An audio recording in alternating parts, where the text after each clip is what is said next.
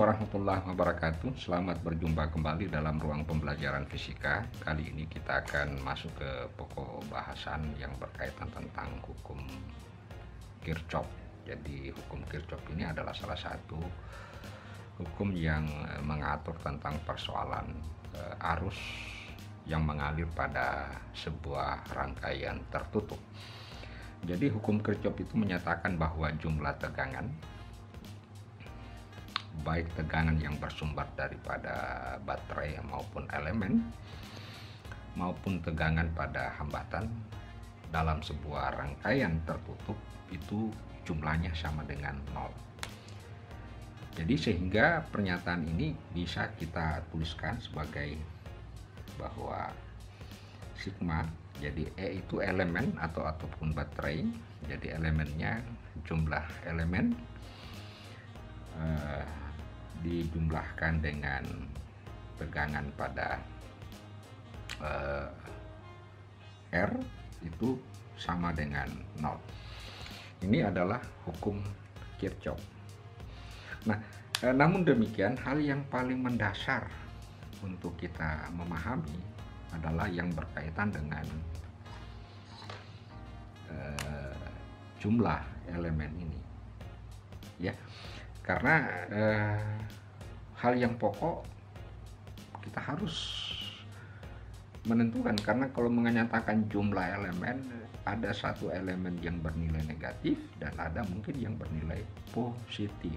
Dan bagaimana ketentuan-ketentuan ini bisa kita perlakukan dengan menggunakan hukum Kirchhoff tersebut, maka berikut ini saya akan sajikan dulu sebagai latihan untuk menentukan bahwa yang mana elemen yang bernilai negatif, yang mana elemen yang bernilai positif dalam sebuah rangkaian tertutup. Nah, kalau untuk hambatan semuanya bernilai positif. Baik, saya buat dulu sebuah rangkaian. Katakanlah ini ada positif, kemudian di sini ada R, ya. Kemudian di sini saya tulis juga di sini negatif, ini positif. Ini ada R, katakanlah R1, R2, ya. Ini katakanlah tegangannya 2 volt, ini katakanlah tegangannya 4 volt. Ya. Mau kasih nilai bisa, misalkan ini adalah 1 ohm, ini adalah 2 ohm, ya.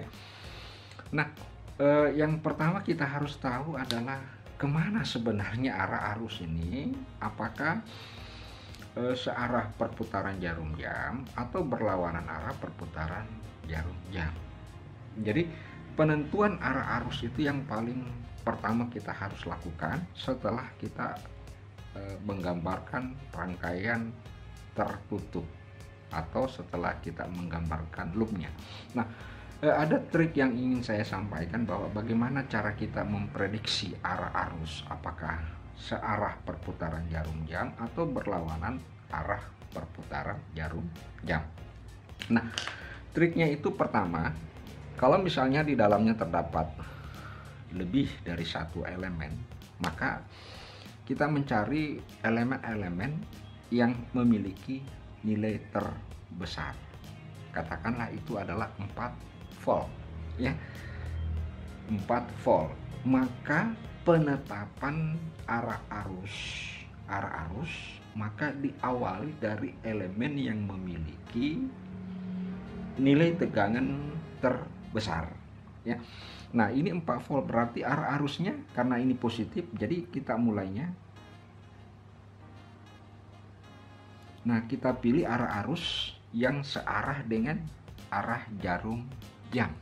Nah, itu cara kita memprediksi arah arus, ya. Jadi sekali lagi kita memilih tegangan yang sejenis. Kalau misalnya ada 3, cari yang memiliki susunan baterai seri, dan kalau itu yang terbesar maka arah arusnya seperti itu. Maka karena arah arusnya tegangannya lebih besar dibandingkan dengan 2 volt, maka arah arus kita prediksi dari tegangan 4 volt yang searah perputaran jarum jam. Nah, kita beri simbol di sini adalah I. Oke. Nah, setelah kita menggambarkan memprediksi arah arus, maka langkah berikutnya kita menerapkan hukum Kirchhoff ini. Hukum Kirchhoff yang pertama. Jadi terserah kita mau memulai dari mana, mau memulai dari tegangan 4 volt, memulai dari R2, memulai dari 2 volt, mau mulai dari R1, silahkan. Tidak ada persoalan urutan-urutannya, sembarang saja. Misalnya saya mulai dari 4 volt, jadi tegangan 4 volt. Nah, arah tanda panah ini apabila ketemu dengan kutub negatif baterai, maka dia bernilai minus 4. Oke, jadi dia bernilai minus 4.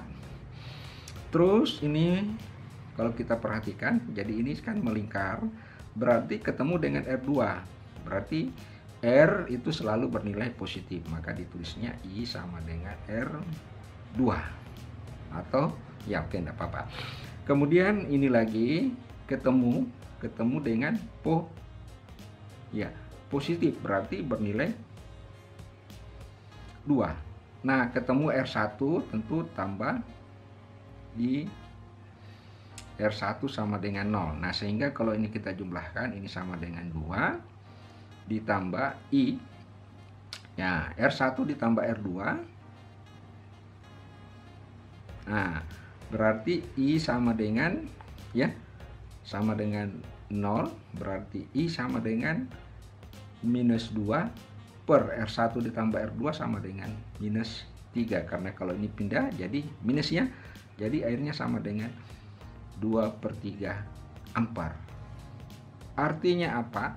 Kalau nilainya ini positif, nilainya positif, maka prediksi arah arus yang kita gunakan adalah sudah sesuai. Nah, pertanyaannya, apakah tidak bisa kita memprediksi arah arus pada rangkaian ini yang arahnya berlawanan arah jarum jam? Ya, bisa saja, silahkan, tidak ada masalah ya. Bisa saja kita memprediksi seperti itu. Jadi kalau bisa saya kasih contoh lagi, misalnya kita memprediksi arah arusnya berlawanan dengan arah jarum jam.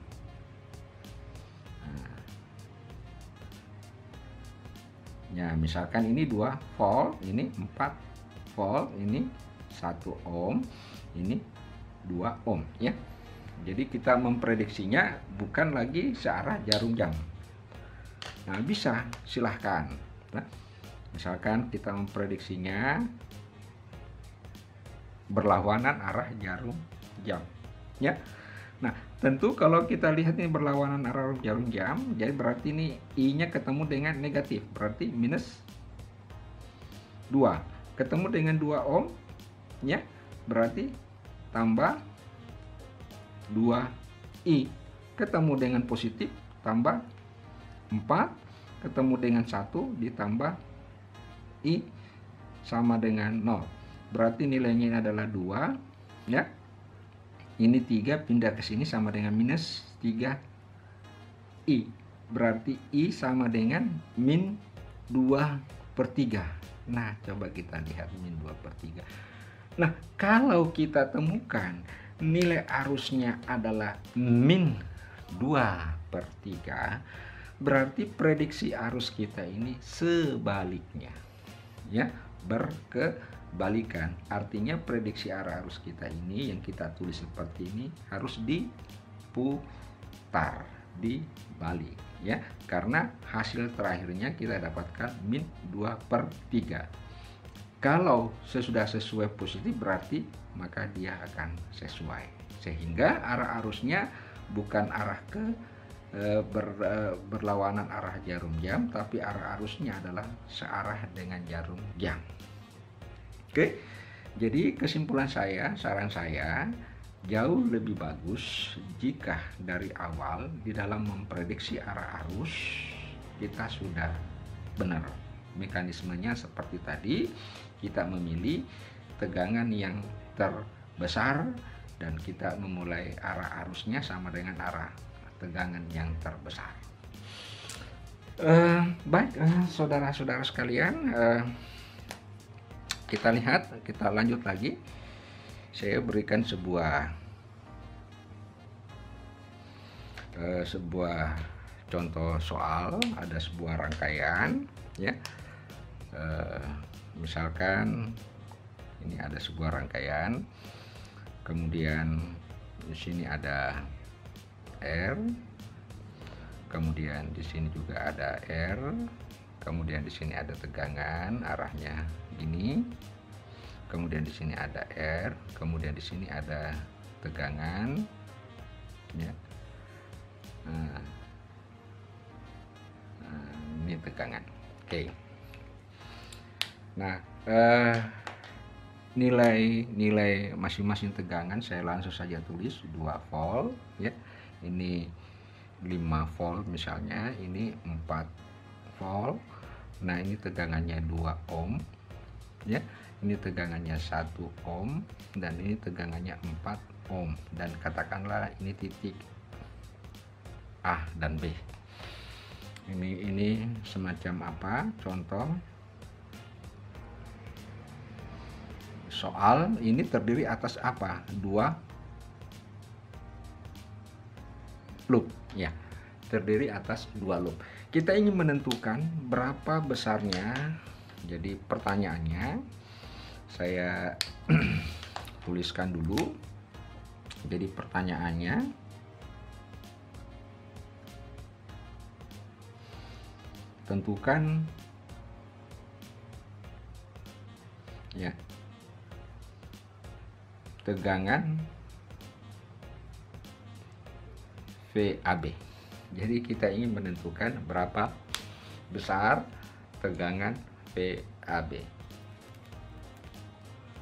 Jadi sekali lagi, langkah pertama setelah kita punya gambar rangkaian, maka terlebih dahulu saya gambar ulang kembali untuk menemukan solusinya. Jadi saya gambar ulang, ini positif negatif, ya. Ini R, kemudian ini R, kemudian ini. Nah, ini 2 volt, 4 volt, 5 volt, 1 ohm, 4 ohm, 2 ohm, titik A, B. Nah, seperti pada kasus tadi, maka setelah kita menggambarkan rangkaiannya, maka kita akan memprediksi arah arus. Nah, ini ada 3 komponen. Nah, tentu kita meninjaunya per loop. Katakanlah ini loop pertama, ini loop kedua. Nah, loop pertama kita lihat. Jadi loop pertama yang berperan itu adalah 4 volt dengan 2 volt. Berarti yang terbesar adalah 4 volt. Maka prediksi arah arus kita,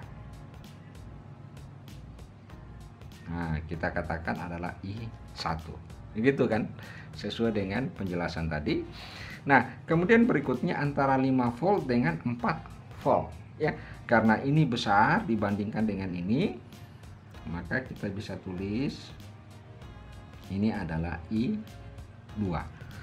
Nah, bagaimana halnya kalau sama? Kalau halnya sama, ya silahkan terserah mau arahnya kemana. Misalnya di sini 4 volt, di sini juga 4 volt, ya silahkan terserah mau arahnya kemana, ya. Tetapi begitu mekanismenya. Nah, setelah kita melukiskan prediksi arah arus di dalam loop pertama maupun loop kedua, maka untuk memudahkan menerapkan hukum Kirchhoff ini, maka bisa kita lakukan dengan mencoba memisahkan loop 1 dengan loop kedua. Nah, bisa kita pisahkan. Misalnya saya pisahkan loop 1 dengan loop kedua. Misalkan ini saya ambil dulu untuk loop 1 ya.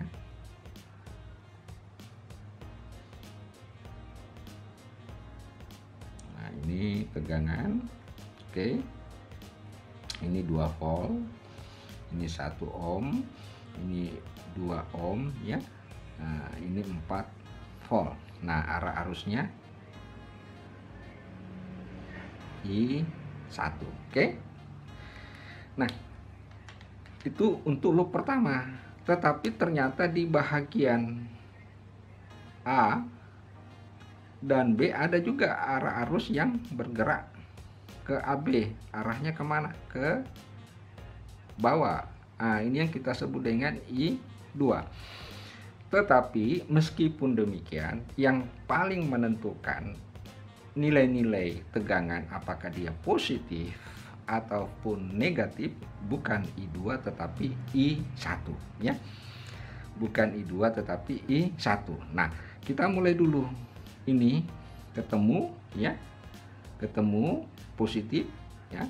Berarti kita dapatkan 2 volt terus mengalir, ketemu negatif berarti minus 4 ya. Nah, ketemu yang 2 berarti 2I1 tetapi di 2 itu mengalir juga 2 arahnya berlawanan dengan arah I1, maka dia jadi minus ya 2I2 ya. Kemudian ini I1 ketemu lagi dengan I1 sama dengan 0. Oke, sudah bisa kita difahami. Jadi sekali lagi, I1 ketemu positif ya, 2 ketemu negatif 4 ya. Jadi ketemu negatif 4, kemudian 2 ini adalah 2 kali I1 karena arah I1 nya ke atas, ini ke bawah karena kita konsumsikan bahwa arah ke sini adalah arah positif. Jadi sekali lagi, semua arah arus yang kita sudah prediksi dalam satu loop itu kita anggap sebagai arah positif. Nah, ketemu kemudian ini arahnya ke sini, I1 berlawanan dengan I2, berarti ini 2I1 dikurang 2I2. Nah, di 1 ohm yang mengalir cuman 1. Oke, I1. Sehingga ini bisa kita sederhanakan, hasilnya sama dengan minus 2. Nah, ini 2I1 ditambah I1 sama dengan 3I1 dikurang 2I2 sama dengan 0. Nah, kita simpan sebagai persamaan pertama untuk loop yang ini. Nah, selanjutnya kita selesaikan untuk loop yang kedua. Jadi untuk loop yang kedua kita dapatkan tadi untuk loop kedua. Jadi untuk loop yang kedua ya, kita dapatkan ini 2 ya.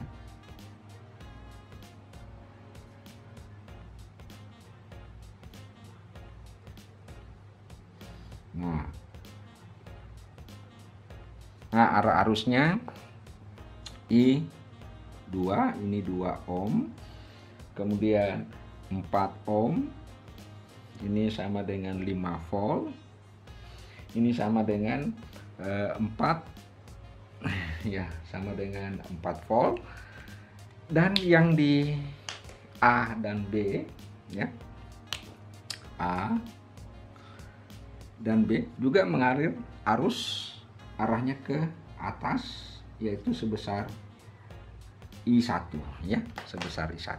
Nah, setelah kita menggambar seperti ini, maka kita tinggal lihat, kita periksa, mau mulai dari sini tidak apa-apa, silahkan. Ini berarti ketemu dengan minus 5 ya, ketemu 4 I1 2 ketemu 2 I2, 2I2. Selain 2I2 yang mengalir di 2 ohm, ada juga I1.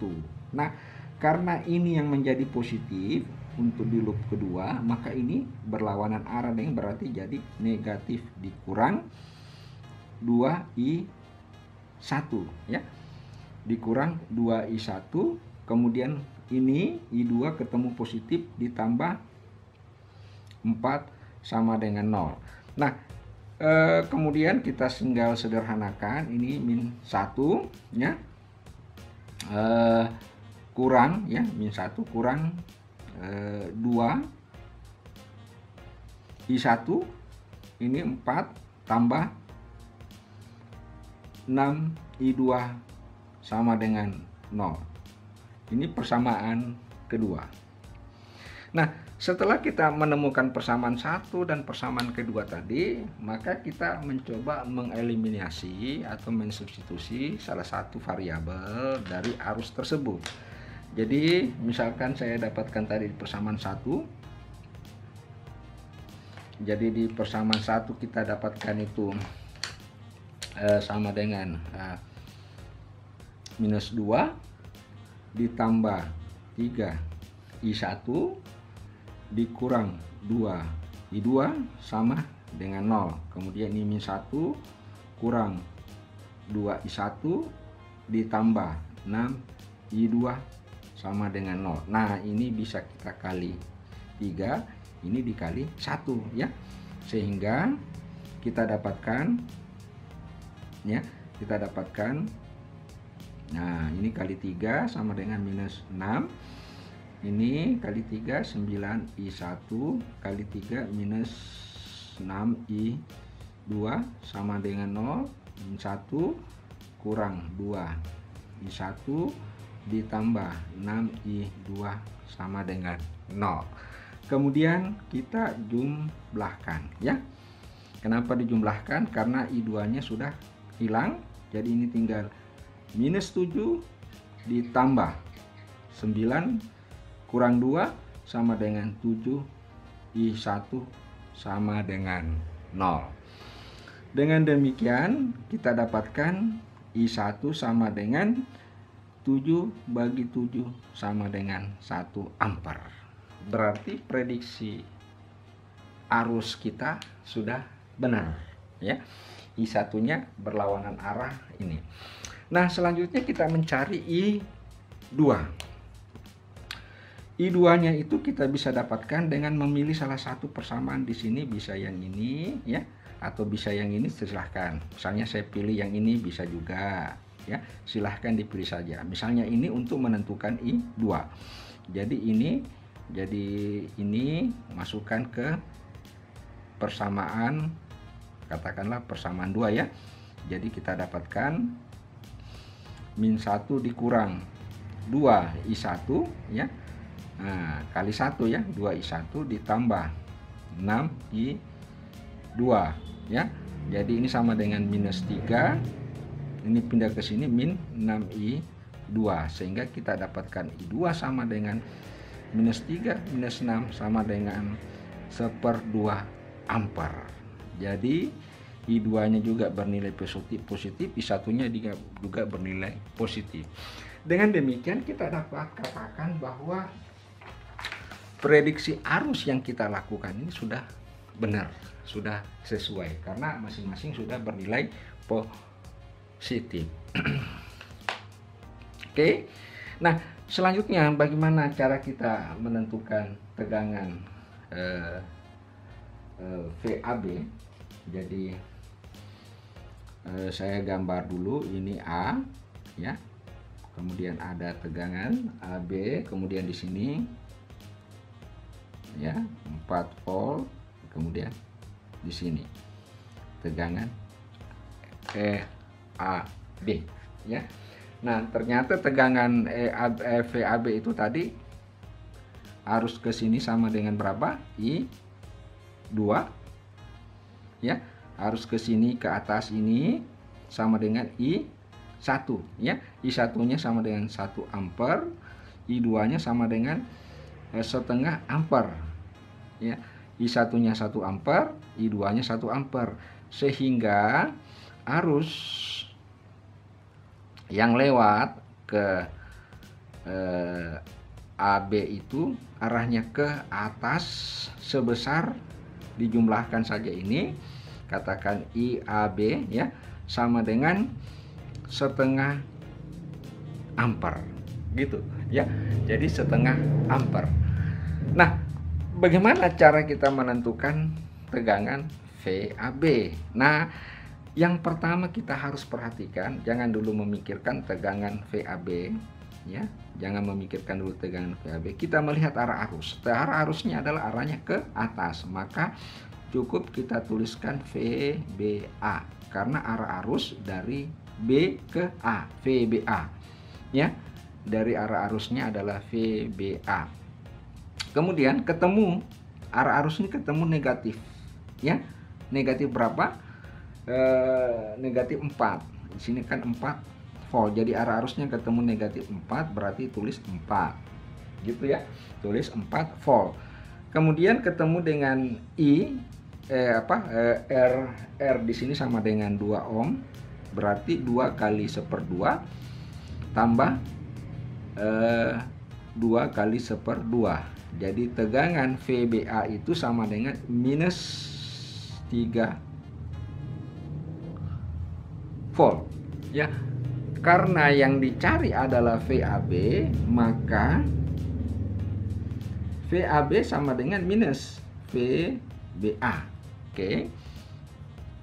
Dengan demikian VAB itu adalah min kali min 3 volt sama dengan 3 volt ya.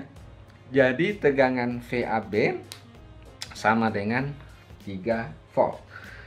Bisa juga kita cari tegangan VAB lewat loop 1 ya.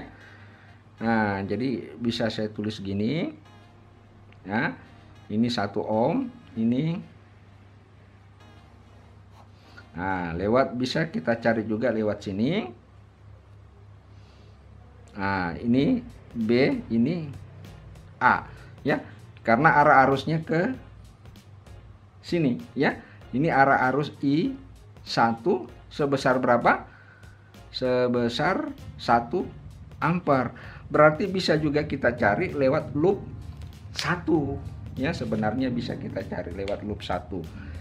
Sehingga bisa kita dapatkan VAB ya. Karena VAB sudah ini ketemu, ini sama dengan 1 ohm. Ini sama dengan 2 volt. Berarti ketemu 1 ohm, 1 kali 1, 1 ya. Tambah. Kenapa tambah? Karena ketemu plus ya. 2. Berarti 1 tambah 2 sama dengan berapa? 3 volt. Jadi sama hasil yang kita dapatkan untuk di loop 1 maupun yang tersendiri. Hasilnya adalah 3 volt. Dan sebenarnya bisa juga kita cari lewat loop kedua. Jadi untuk loop kedua silahkan saudara-saudara sekalian cari sendiri, bahwa nanti pasti hasilnya juga sama dengan 3 volt. Baik saudara-saudara sekalian, demikianlah penjelasan singkat tentang bagaimana cara kita menggunakan hukum Kirchhoff kedua di dalam sebuah rangkaian tertutup. Dan kali ini yang kita pelajari adalah rangkaian untuk 2 loop. Semoga penjelasan ini memberikan pemahaman, sedikit banyaknya ada pemahaman tentang bagaimana cara menggunakan hukum Kirchhoff kedua. Sekian, assalamualaikum warahmatullahi wabarakatuh.